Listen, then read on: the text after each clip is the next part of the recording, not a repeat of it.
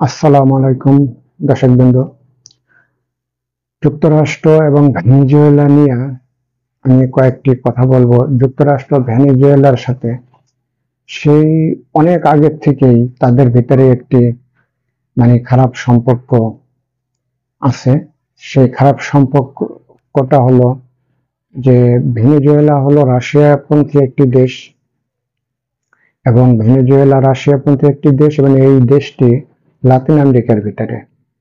যুক্তরাষ্ট্রের president Donald Trump অবৈধ হুমকি দিয়েছে ভেনেজুয়েলাকে, এবং সেই অবৈধ হুমকিটা কি, যে ভেনেজুয়েলার প্রেসিডেন্ট নিকোলাস মাদুরোর কথা হলো যে ভেনেজুয়েলাতে যে তেল সম্পদ আছে সেই তেল সম্পদ হাতায় নেওয়ার জন্য চেষ্টা করছে ডোনাল্ড ট্রাম্প, এবং এজন্য উনি তেল রপ্তানিকারকদের একটা সংস্থা আছে, এই সংস্থাটির নাম হলো ওপেক।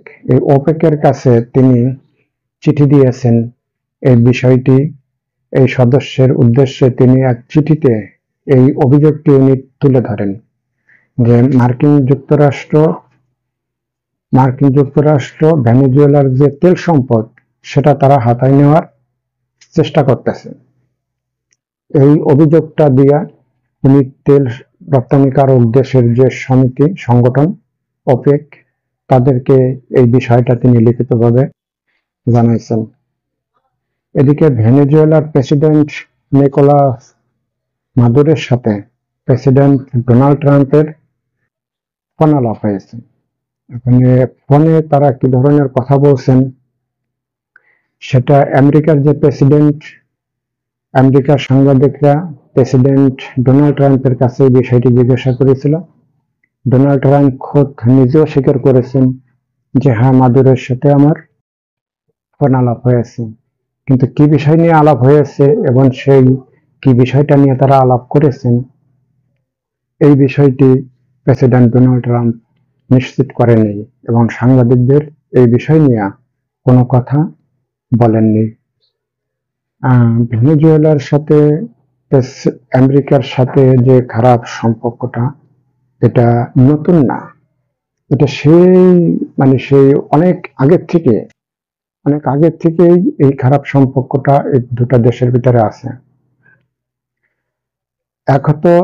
এক নম্বর কথা হলো যে ভেনেজুয়েলা হলো রাশিয়ানপন্থী দেশ। তারা রাশিয়ানদের সাথে তারা ব্যবসা বাণিজ্য করে থাকে। রাশিয়া, ইরান, চায়না এবং আরো আদার্স অন্যান্য দেশের সাথে তাদের সম্পর্ক ভালো, কিন্তু আমেরিকার সাথে তাদের সম্পর্ক ভালো নয়। কিন্তু গত কয়েকদিন আগে আমি একটা নিউজে তুলে ধরছি যে ভেনেজুয়েলার তাদের যে বিরোধী দলীয় নেতা আছেন তাকে শান্তিতে নোবেল পুরস্কার দেওয়া হয়েছে, এবং এই খবরটা আমি এর আগেও আমার একটা নিউজে তুলে ধরছি।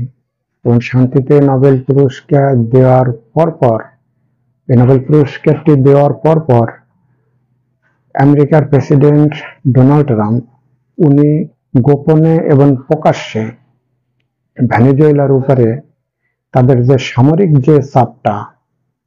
যে চাপটা সেটা বাড়ানো শুরু করেছে। এবং আমার এখন যেটা মনে হচ্ছে যে মার্কিন যুক্তরাষ্ট্রের পরবর্তী যে যুদ্ধের যে একটা আকর্ষণ সেটা হতে পারে ভেনেজুয়েলা। কিন্তু ভেনেজুয়েলার প্রেসিডেন্টকে ধন্যবাদ দেওয়া উচিত এর জন্য যে উনি মার্কিন যুক্তরাষ্ট্রকে নিয়ে কোনো উস্কানিমূলক কোনো কথা বলছেন এরকম কোনো খবর আমি এখনো পর্যন্ত পাইনি। তো ধন্যবাদ। সবার সাথে সুসম্পর্ক বজায় রেখে ব্যবসা বাণিজ্য করাটাই ভালো। তা দর্শকবৃন্দ, এই খবরটা আল জাজিরাতে এই প্রতিবেদনটি লেখা হয়েছে, এবং মার্কিন যুক্তরাষ্ট্রের প্রেসিডেন্টের সাথে যে ফোন আলাপটি হয়েছে সেই খবরটি বার্তা সংস্থা রয়টার্সে এই খবরটি লেখা হয়েছে। এবং আল জাজিরা এবং রয়টার্স এই দুইটা অনলাইনের মাধ্যমে আমি এই দুইটা ইস্যু থেকে খবরটা সংগ্রহ করে আমি আমার চ্যানেলে প্রকাশ করলাম। ধন্যবাদ দর্শকবৃন্দ। যদি আমার এই নিউজটি ভালো লাগে আপনারা একটি লাইক এবং একটি সাবস্ক্রাইব দিয়ে আমার চ্যানেলের সাথে থাকবেন। ধন্যবাদ সবাইকে। আসসালাম।